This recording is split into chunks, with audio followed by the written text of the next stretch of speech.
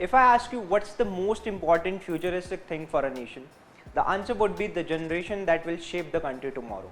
For that, this next generation shall be nurtured at a young age and through adolescence, which has both psychological and developmental effects. In the same manner, child care homes in India are making the ends meet for the children who could not live with their families.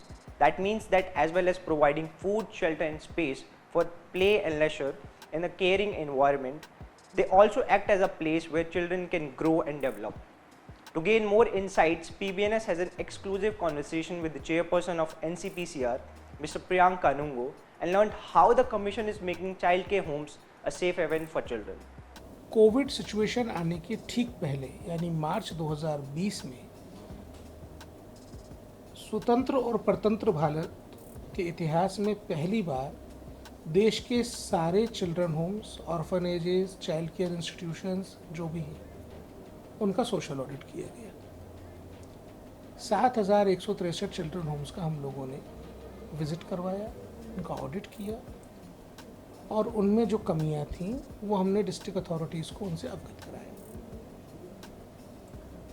हमको अभी तक लगभग 3,000 action taken report मिली हैं, पर Covid की स्थिति थी तो सब जगह इंस्पेक्शंस नहीं हो सके।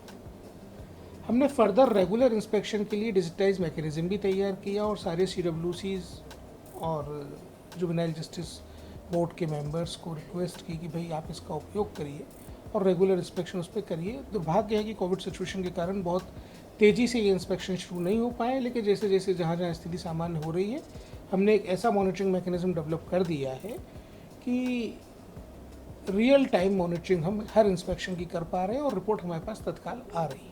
Further, the chairperson talked about how the commission has done a commendable work by repatriating children back to their homes in the times of COVID.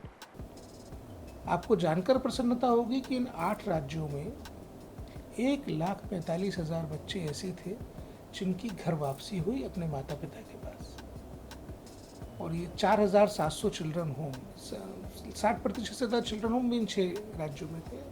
तो कई सारी चीज़ें थी। हालांकि थोड़ा सा स्टेट्स आप बता दें तो क्लैरिटी हो जाएगी, कहाँ पे सबसे ज़्यादा चाइल्ड? दक्षिण भारत के 5 राज्य,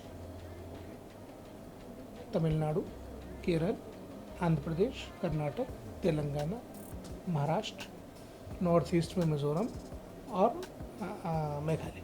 Keeping in view the alarming concerns of the security and safety of children in need of care and protection, the Commission has also initiated the exercise of monitoring the repatriation and restoration of CPNCs placed in various childcare institutes.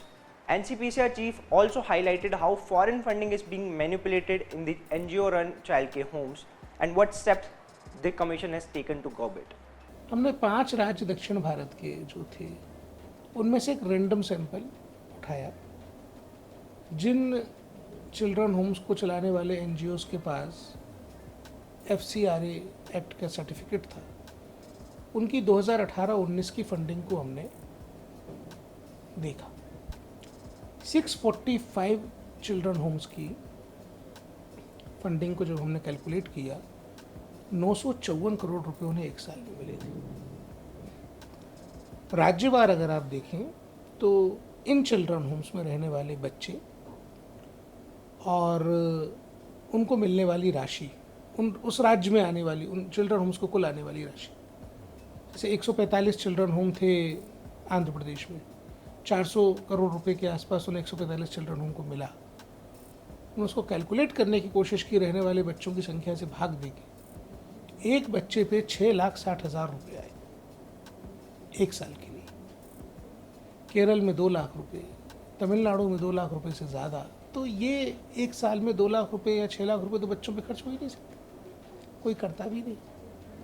हमको ये भी पता चला कि एक children home को एक ही purpose के लिए 3-3, 4-4 अलग अलग जगहों से पैसे आ रहे थे।